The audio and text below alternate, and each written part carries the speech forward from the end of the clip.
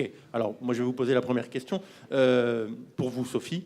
On l'a dit, les trois enseignes préférées des Français, donc dans un récent classement d'une société d'études qui s'appelle OCNC Stratégie, sont Amazon, Picard et Grand Frais en numéro 3. Alors, est-ce que c'est une surprise? Alors, une surprise, je ne pense pas. Je pense que ça explique, ça illustre plus exactement, effectivement, le fait que les consommateurs cherchent des nouvelles expériences. Et ces trois enseignes-là ont réussi à effectivement les apporter. D'une part, Amazon qui, par le côté service rendu, Picard qui propose toujours des produits très particulier, et qui fait très attention effectivement à ses consommateurs et a vraiment mis ses consommateurs au cœur de sa démarche. Voilà.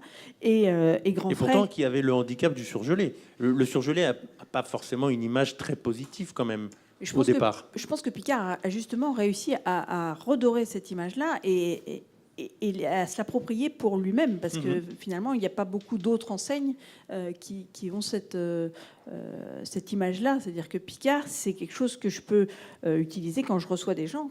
Oui. Je fais du Picard et c'est valorisant. Et non pas que je réchauffe en quatrième vitesse quand je suis à la bourre. En ce qui me concerne, c'est souvent meilleur que ce que je vais faire moi-même. Donc voilà, c'est effectivement, ça valorise à la fois la maîtresse de maison, à la fois, enfin c'est du surgelé mais haut de gamme. C'est le côté praticité et côté valorisation. Et puis Grand Frais, effectivement, avec cette recherche de produits frais et de spécialisation, de magasins spécialisés, avec effectivement la mise en place de produits, la théâtralisation de tout ce rayon frais là. Qui est très attirant pour le consommateur. De marché un peu, voilà, à l'ancienne, entre guillemets. Exactement. Donc, voilà. OK.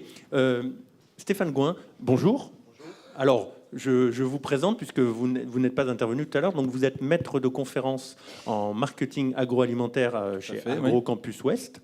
Alors, une question pour vous. Est-ce que vous avez le sentiment qu'il y a beaucoup d'innovation aujourd'hui, notamment en matière de produits agroalimentaires, ou est-ce qu'il y a encore du travail à faire? On en avait parlé un petit peu dans la première partie déjà. Est-ce que les industriels innovent suffisamment selon vous? Bonjour à tous. Alors effectivement, les industriels n'ont jamais cessé d'innover. C'est à peu près 10 000 innovations améliorées ou vraiment de rupture. Donc ce qui veut dire qu'il y a l'innovation, la novation, la rénovation. Tout dépend après comment on analyse le degré de l'innovation. Ces produits, comme l'a dit Freddy, c'est 1 sur 2 qui va disparaître dans l'année. Voilà, ça pose déjà le cadre. Innover, c'est une chose. Après, construire un nouveau concept et apporter des nouvelles tendances ou répondre à des insights, des tendances de consommation qui jusque-là n'avaient jamais été satisfaits, c'est pas si évident. Non. Donc, premier constat, oui, les industries agroalimentaires innovent et n'ont jamais autant innové, mais c'est éphémère et de plus en plus éphémère. Sauf quand on a vraiment des concepts. Et est-ce que les industriels ont les moyens justement de détecter ces nouvelles attentes consommateurs? Où est-ce qu'ils vont les chercher?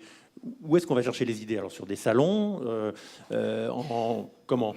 Il y a le grand classique. Il y a soit on fait de la veille, on va dans les salons, on va dans des colloques, on va aller sur place, on va être plus intrusif. Où là maintenant on va être dans l'expérience, dans la connexion. Vous allez dans la cuisine. Aujourd'hui tout est connecté ou presque. Si on va aller jusqu'au bout, vous avez le micro-ondes qui est connecté, le réfrigérateur, la balance, la fourchette.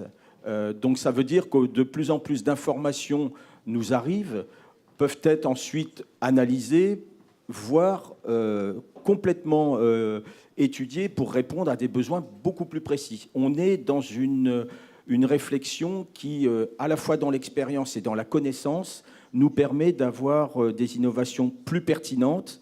Mais là encore, comme il y a un goulot d'étranglement qui est plus important et un nombre d'innovations parfois plus important, ça explique qu'il y a un turnover qui l'est tout autant. Donc les big data, puisque c'est le terme à la mode, des big data vont sortir. On peut espérer que des big data sortent des innovations réellement de rupture, puisque c'est là aussi un terme... Voilà. Oui, et au-delà de ça, c'est vraiment devenu un moyen de mieux positionner, mieux segmenter les produits, répondre à des besoins qui sont conscients ou latents parfois. Et donc on a du matériau qui nous montre qu'on a beaucoup plus de possibilités de répondre plus exactement à des besoins, mais la concurrence est plus forte. Les solutions magasins explosent actuellement. Les formules au foyer, OMAD ou nomade explosent également. Donc on est dans une véritable troisième évolution, révolution. Parfois on peut donner les deux.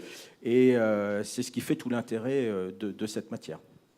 Fabrice, vous disiez tout à l'heure au cours de votre intervention que bon, quand vous voyez les produits sur les salons qui sont exposés, bon, il n'y a pas vraiment beaucoup d'innovation à tomber de sa chaise. Oui. Alors justement, où est-ce que les industriels peuvent aller faire de la veille pour avoir des idées un peu originales? Alors maintenant, on attend le big data ou des choses comme ça, mais c'est tout le problème de la veille. Parce que, en fait, le vrai problème de l'industrie, beaucoup que je constate, c'est que les gens confondent nouveau et innovation. Nouveau, c'est pas forcément une innovation. Nouveau, ça peut même être une régression. Donc, c'est même l'inverse d'une innovation. Qu'est-ce qu'une innovation?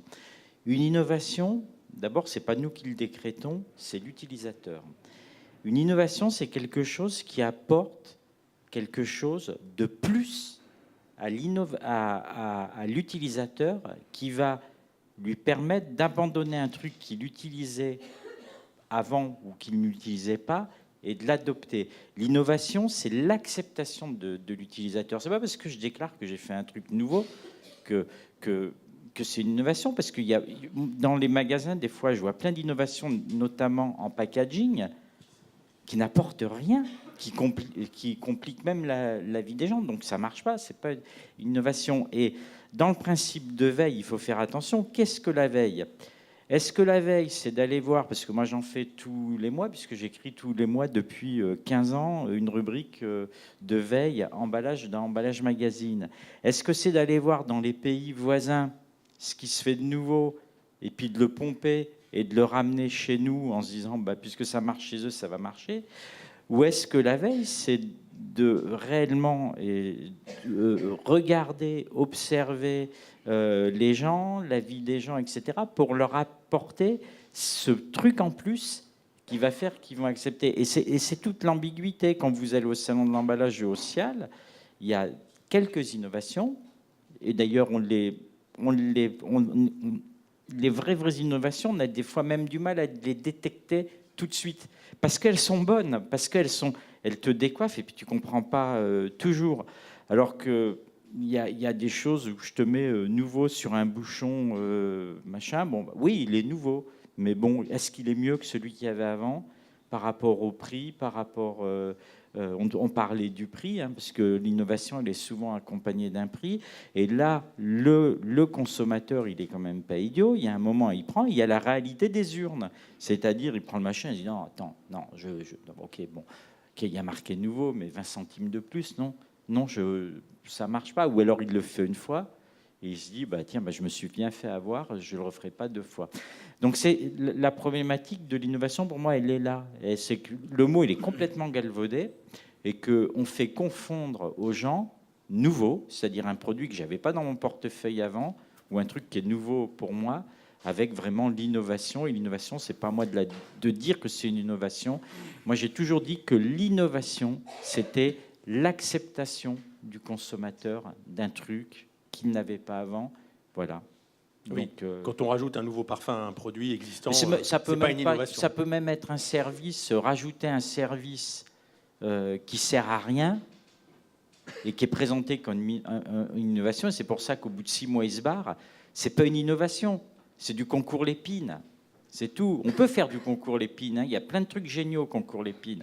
Il y en a des tonnes, mais il y en a combien qui font des bons produits? Il y a combien de gens qui m'appellent souvent avec des idées complètement géniales, mais ça ne sert à rien. Oui. Stéphane, vous vouliez... Juste pour compléter, l'innovation en tant que telle, elle prend 4 axes. C'est l'innovation produit, ce sur quoi on parle actuellement. N'oublions pas qu'il y a l'innovation technologique, organisationnelle et toute l'innovation liée au commerce.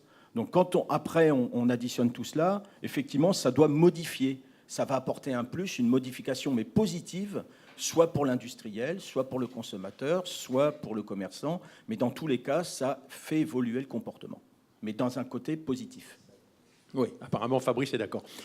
Fabrice Clochard, oui, vous vouliez intervenir aussi. Dans le sens de Stéphane, quand on fait des itinéraires d'usage consommateurs, on voit ce qu'on a un peu vu tout à l'heure, c'est-à-dire qu'il y a plein de choses qui relèvent de l'affectif, du rationnel, du partage, et que derrière ça, donc, on voit plein de zones de frottement. Et ces zones de frottement-là, c'est ce qu'on nous, on aime bien donner pour objet de création à des cuisiniers, mais ça va être aussi à des designers, ça va être aussi à des personnes qui travaillent sur des normes. Il y a plein d'innovations qu'on ne voit pas, parce qu'au SCIAL, on va avoir juste des produits finis, etc. Mais une innovation, ça peut être une norme, ou ça peut être quelque chose qui va débloquer une norme qui nous empêche d'avancer. Donc c'est aussi politique, c'est aussi social, c'est aussi ce que tu disais organisationnel. Donc il y a tout ça qu'il faut aller voir. Et après, il y a aussi l'innovation dans la méthode, c'est-à-dire que l'intérêt, notamment des approches Living Lab, c'est aussi de faire en sorte d'avoir tous ces acteurs-là dans le processus d'innovation et de les faire se croiser pour que très rapidement, on ait un maximum d'éléments dans le processus de création, quoi. Que souvent, il arrive couramment qu'on travaille sur des innovations où tout a été très bien pensé, mais il y a un élément du dispositif ou de l'itinéraire qui n'a pas été pensé. Ça s'arrête avant le frigo, et puis on se rend compte que la bouteille ne rentre même pas dans le frigo, parce que voilà. Donc il faut penser tous ces éléments-là. Moi, je me souviens, j'avais été impressionné par une remise de prix en design. C'était à Thomas, une agence qui avait été primé parce qu'il avait construit une fiche pour remplir les impôts, je crois. Enfin, je ne sais plus ce que c'était, mais c'est le truc le plus froid et le plus désenchanté possible. Mais il avait permis de résoudre un problème d'interaction entre un utilisateur et un objet aussi problématique que de remplir ce type de fiche-là, quoi. Ben, c'est ça aussi. Donc ça se voit pas, c'est moins waouh, mais pour moi, c'est de l'innovation et c'est de l'usage. Donc, le sens de tout ça, c'est qu'il faut faire les choses en contexte. C'est en contexte et à plusieurs. Et l'intérêt, c'est alors l'intérêt des approches expérientielles, d'usage, etc., c'est qu'on filme les choses, on voit là où ça frotte. Et pour nous, et la cuisine en particulier, hein, et pour nous, ça, c'est un super matériau pour faire travailler des personnes ensemble, notamment la R&D, le marketing, etc., qui d'habitude se parlent pas ou peu. Et là, quand on leur met une vidéo avec un consommateur qui n'arrive pas ben là, ils sont obligés de résoudre le même problème, et puis de laisser de côté leur vision, leur représentation un peu négative de moi je veux tel ou tel pouvoir dans cette interaction. Enfin voilà, quoi. L'usage est un superbe outil pour innover. On a fait une expérience, pour vous donner un autre exemple, on a fait une expérience avec 2 septuagénaires, un homme et une femme. On leur a mis chacun 10 emballages identiques et on leur a dit maintenant ouvrez-les. Et il s'avère que 7 ont pu être ouverts chez la femme, 6 chez l'homme. Les 4 autres, ils n'ont pas été fichus de le faire parce qu'il n'y avait pas le mode d'emploi au-delà de ça. C'est qu'ils ne comprenaient pas la formule d'ouverture.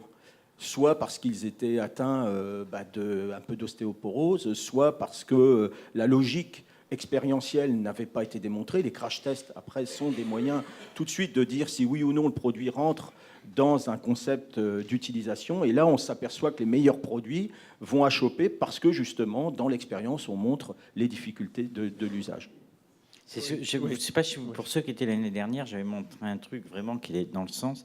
C'est que des gars qui avaient inventé un outil pour ouvrir, ce qui est hyper difficile, les blisters en plastique inviolables. Sauf que les mecs, ils l'avaient conditionné dans un blister en plastique inviolable. La photo, elle était énorme, quoi. Les mecs inventent un truc qui est bien et ils le mettent dans... Voilà. Donc c'est exactement ça. Oui, Sophie. Non, moi, pour rebondir là-dessus, Freddy tout à l'heure nous a dit des chiffres effectivement où un peu positif en disant dans 5 ans, il y a 50% des produits qui n'existent pas encore. Donc, on a aussi la possibilité d'inventer encore beaucoup de choses. Un autre chiffre assez parlant, c'est que 80% des innovations dans les entreprises restent dans les tiroirs. Et là, je rebondis sur ce que disait Fabrice tout à l'heure, c'est qu'il faut à un moment donné aussi oser le faire. Mais je suis tout à fait d'accord qu'il faut remettre à la fois le consommateur au cœur de ça, mais vraiment l'utilisation. On pense au petit beurre de Lu, tout le monde commence par les 4 coins. Pourquoi est-ce que Lu n'a pas encore pensé à faire un sachet de coins? Voilà. Parce que l'intérêt, c'est de les casser. C'est tout le bonheur. Peut-être, mais c'est peut-être aussi parce que c'est le meilleur, parce que c'est le plus grillé. Bref. Oui. En tout cas, effectivement, regardez comment les consommateurs consomment et l'achètent et le trouvent et penser à vraiment tout ce qui va entourer le produit et pas seulement, on le trouve trop souvent dans les entreprises, voilà, je sais faire du jambon, je vais faire du jambon au persil, à l'ail, je vais développer à la truffe, peu importe, sans penser au-delà, quoi. C'est-à-dire, il y a trop souvent encore de l'innovation interne à l'entreprise sans aller plus loin que ce qu'ils savent faire. Ils ont le nez dans le guidon, et c'est de prendre du recul et de voir effectivement avoir une vision beaucoup plus large pour pouvoir répondre aux attentes, plutôt que de simplement voir avec son savoir-faire qu'est-ce que je peux faire de nouveau à ce moment-là, pas d'innovant mais de nouveau, au lieu de voir comment est-ce que le consommateur, quelles sont les attentes et quels sont les modes d'usage. Oui, Pascal. Oui, je voulais rajouter, l'innovation, c'est donner du sens aux choses, tout simplement. L'innovation, c'est, quand on prend deux exemples, le micro-ondes, c'est une innovation technologique, et a mis des dizaines d'années avant de devenir une innovation. Qui n'a pas micro-ondes? Et aujourd'hui, on pourrait plus se passer... 90% de taux d'équipement. Voilà, et pourtant, c'est resté dans les cartons, dont des innovations, il y en a partout.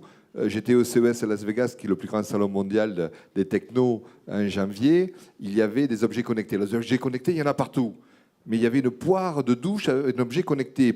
Quel intérêt de savoir que le successeur de l'utilisation ou le prédécesseur a utilisé 10 litres d'eau à 28 degrés ou 27 degrés? Ça n'a pas de sens. Donc ça veut dire que l'innovation, elle est intéressante, qu'elle soit sociétale, technologique ou autre, si on donne du sens aux choses. Et la difficulté, c'est de passer de ce monde-là, qui peut être très technologique, très intéressant, à quelque chose qui soit utilisable, comme une boîte qu'on puisse ouvrir.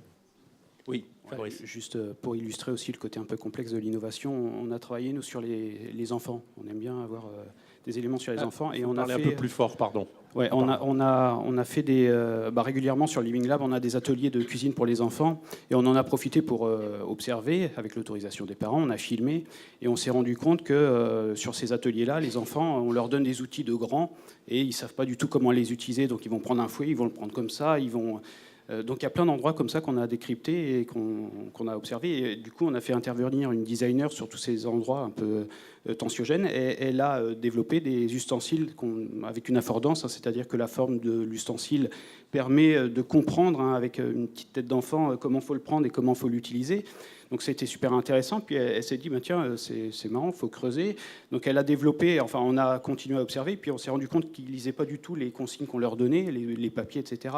Donc elle a commencé à dire, tiens, ce serait intéressant d'utiliser des interfaces digitales pour les accompagner, les rendre acteurs, faire de l'empowerment un peu, les engager dans la démarche et qui gardent des traces de tout ça. Donc elle a pousser l'idée un petit peu plus loin. Et puis en parallèle, on avait des discussions avec les acteurs du territoire qui venaient vers nous pour dire, OK, il y a le temps périscolaire, mais est-ce qu'on ne pourrait pas mettre de la cuisine dans ces moments-là?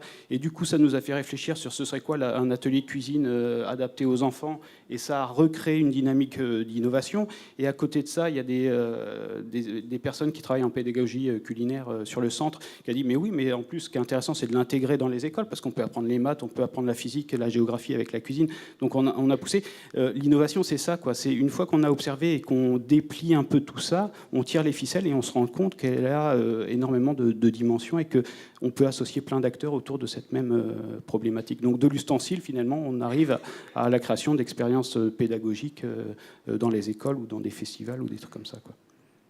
Alors, on parlait d'expérience consommateur. Pascal, le numérique, est-ce que c'est grâce au numérique que les distributeurs, le commerce va faire vivre des frissons, on va faire ressentir des frissons à ses clients? Est-ce que c'est à travers le numérique ou pas plus que ça? Vous parliez tout à l'heure de réalité augmentée, on parle de réalité virtuelle également, on parle de promos qui se signalent à vous quand vous passez près du rayon, même près du magasin, dans la rue. On vous dit, rentrez dans le magasin, vous allez voir, il y a des promos. Est-ce que c'est comme ça qu'on va faire vivre des frissons aux consommateurs?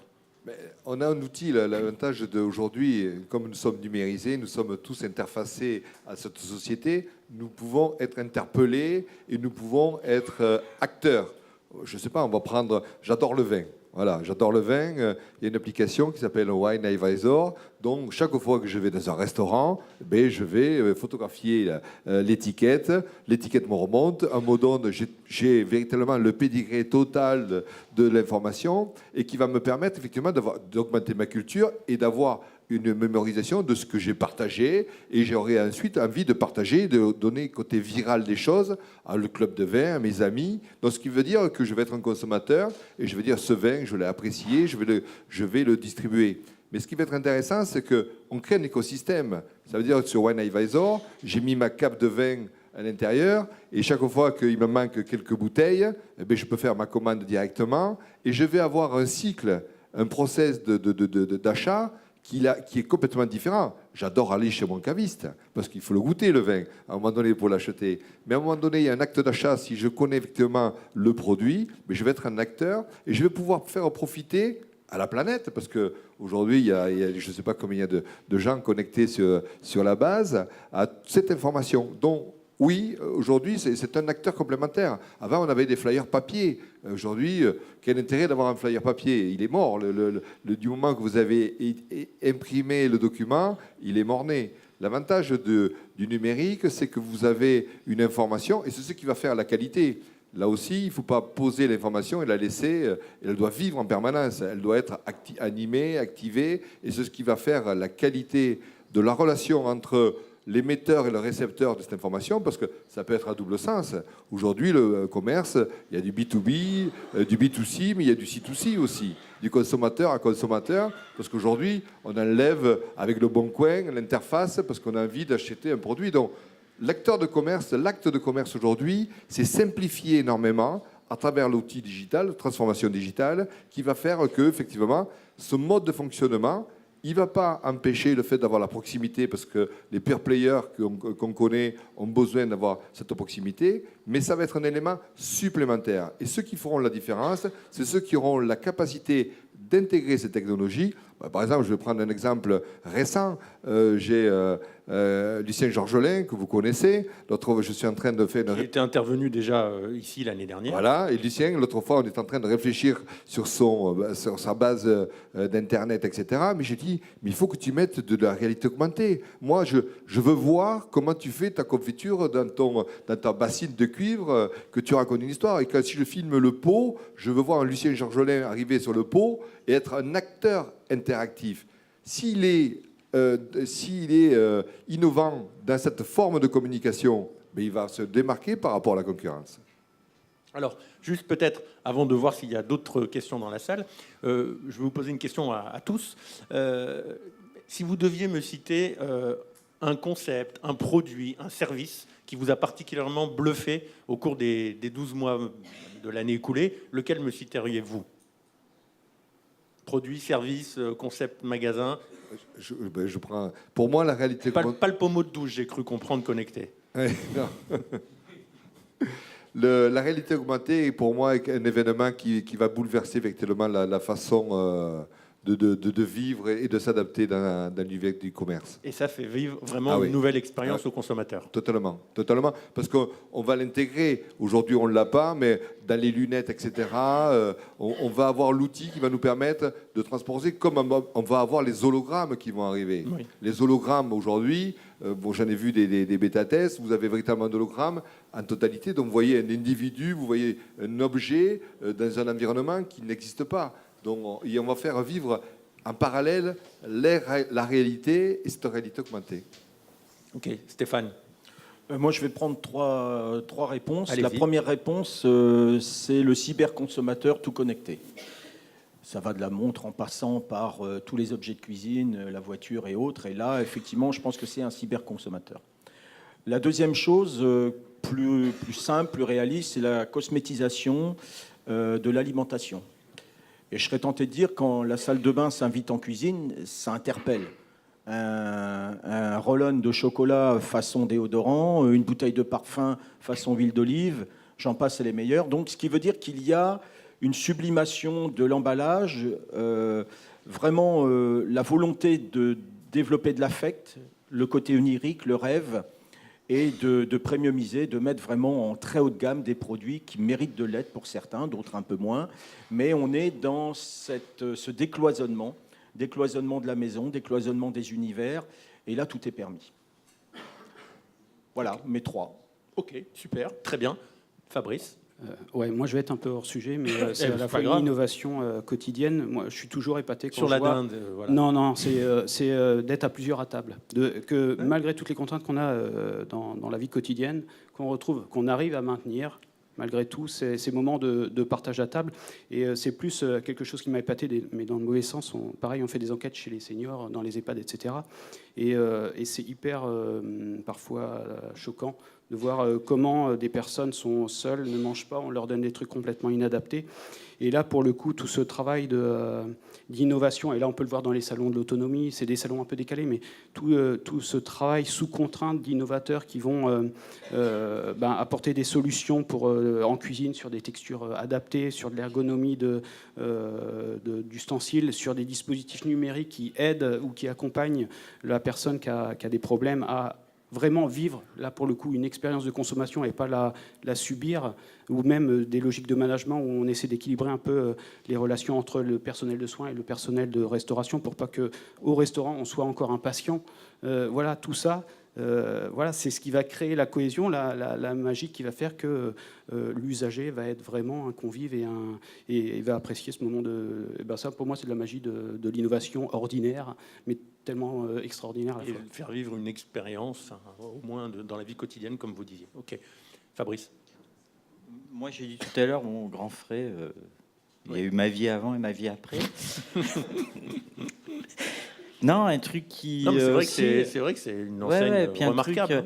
Un truc aussi, la réhabilitation de la dinde, je trouve ça vraiment quelque chose d'important, qui va aussi changer ma vie, parce que moi, depuis des années, tous les ans à Noël, je fais une blague à mes copines assez sympa, mais bon, elles apprécient moyennement.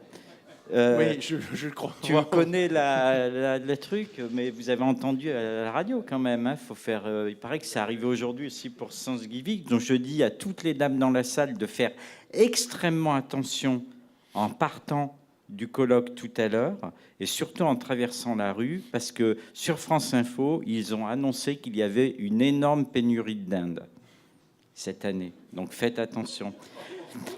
Et je dis à ces mesdames, vous pouvez faire la même chose pour nous avec le chapon. Ouais. Bon, ok. Alors, j'espère qu'il n'y aura pas de dinde au cocktail tout à l'heure. Alors, Sophie, donc, réhabilitation de la dinde, opération nationale. Mais sinon, autre sujet. Ça va être compliqué de passer après. Plus terre à terre, moi je pense que c'est vraiment la livraison, le fait que les produits arrivent directement chez le consommateur, quel que soit, avec le dash button évidemment d'Amazon, mais le Deliveroo aussi, ou les restaurants Foodora, qui ne sont plus restaurants mais qui livrent effectivement. Voilà. Plutôt ça qui m'a... Avec quand même des difficultés, puisqu'il y en a quand même un certain nombre qui déposent le bilan. Bien sûr. Donc, un marché très, très, très bataillé. Très concurrencé, oui. Moi, je rajouterais juste une dernière chose pour compléter ce que vient de dire Sophie. J'irai un petit peu plus loin en disant la livraison, c'est une chose, mais c'est la livraison du frais demain. Et surtout, une dotation de boîtes aux lettres fraîches chez chacune des personnes ou de lieux communs. Et ça va être la vraie révolution. C'est en cours, c'est en test, ça fonctionne. Et quand ça arrivera dans nos foyers, je pense que ça va probablement bouleverser le lien avec l'artisan.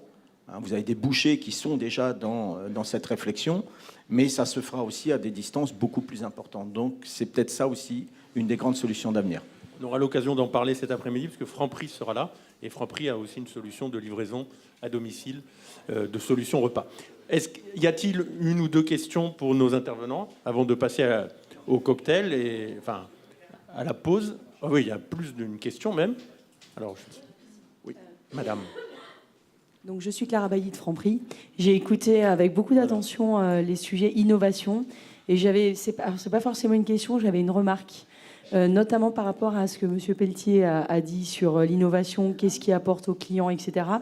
Moi, je voulais partager avec vous, donc je suis directrice de l'offre, donc je rencontre beaucoup d'industriels, beaucoup de PME français sur les innovations.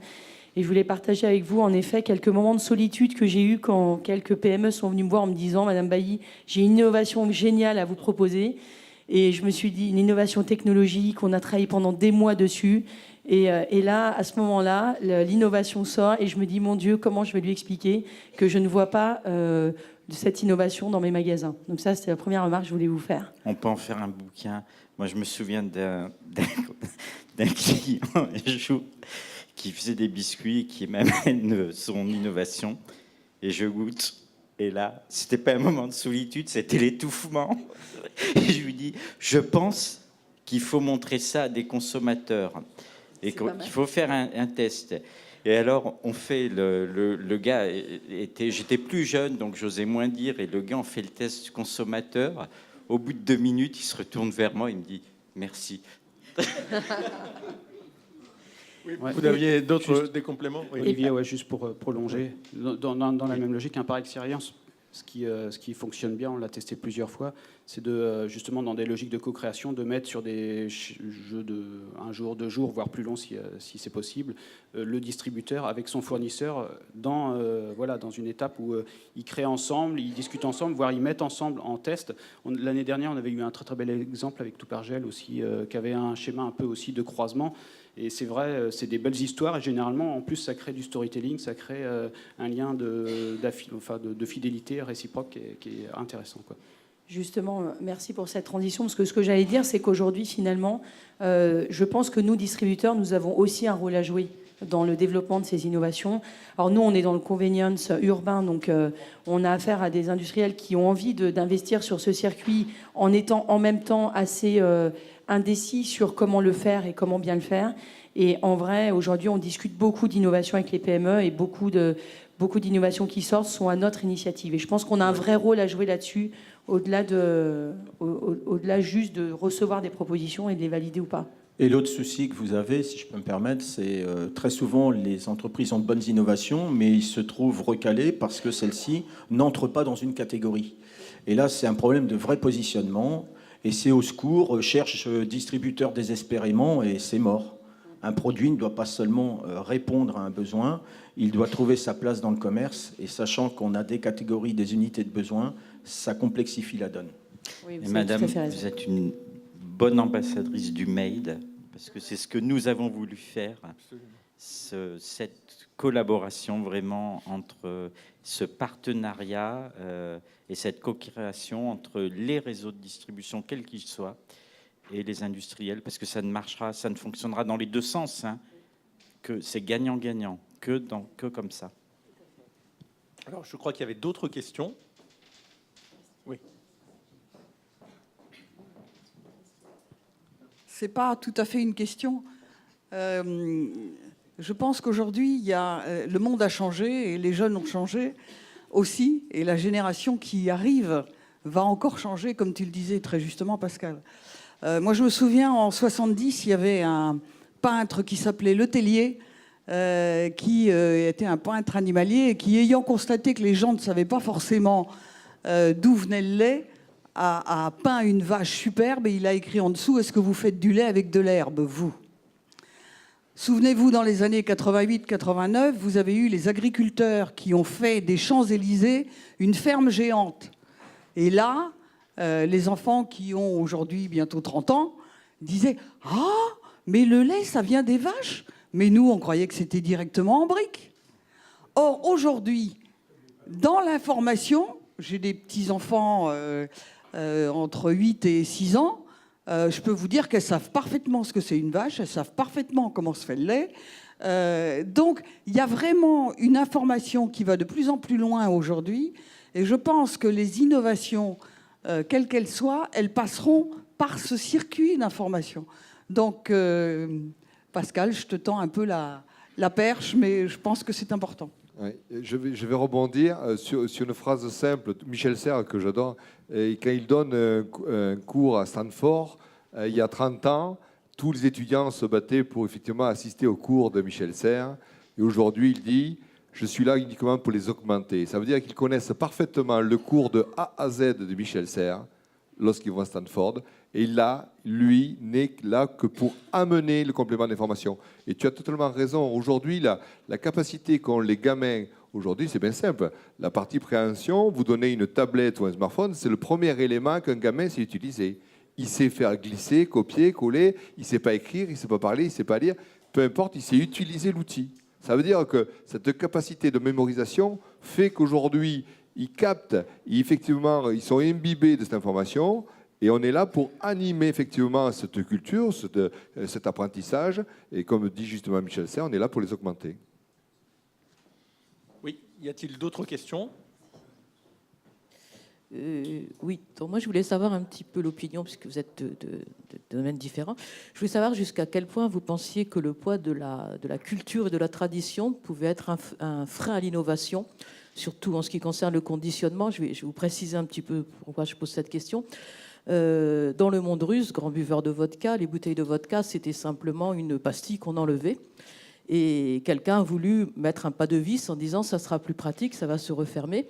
Les Russes ont dit c'est stupide et ridicule puisque quand on ouvre une bouteille, on la termine.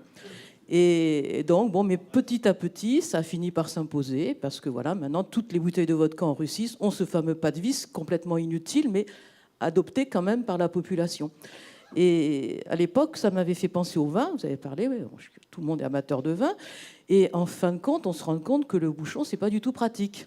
Parce que quand on n'a pas de tire-bouchon, je pense qu'on s'est tous un jour trouvés dans cette situation, on a une bouteille de vin, un bon vin, on n'a pas de tire-bouchon, eh bien on est bien embêté pour l'ouvrir. Alors il y a la technique d'enfoncer le bouchon, c'est pas top. En plus, on est un peu comme les Russes, quand on ouvre une bouteille de vin, généralement, si on est entre amis, on la termine. Et en plus, on sait qu'il y a des difficultés avec le liège qui disparaît. Et les seules innovations qu'on propose, c'est de mettre des matières synthétiques. Alors est-ce que c'est culturel? Qu'est-ce qu'on a, Français, à s'attacher à ce bouchon? Les Anglais ont parlé de la dinde, les Anglais ont accepté des capsules qui s'enlèvent. Mais nous, en France, est-ce que c'est le poids de la tradition? Est-ce qu'il n'y a pas d'innovation qui propose de remplacer ce fameux bouchon qui nous empêche d'ouvrir les bouteilles? Ça, je peux répondre. Une réponse. Oui. Vous êtes dans le cœur de ce que je fais. Pas du tout, en fait. Vous avez raison. La tradition d'un pays, d'où vient le produit initialement.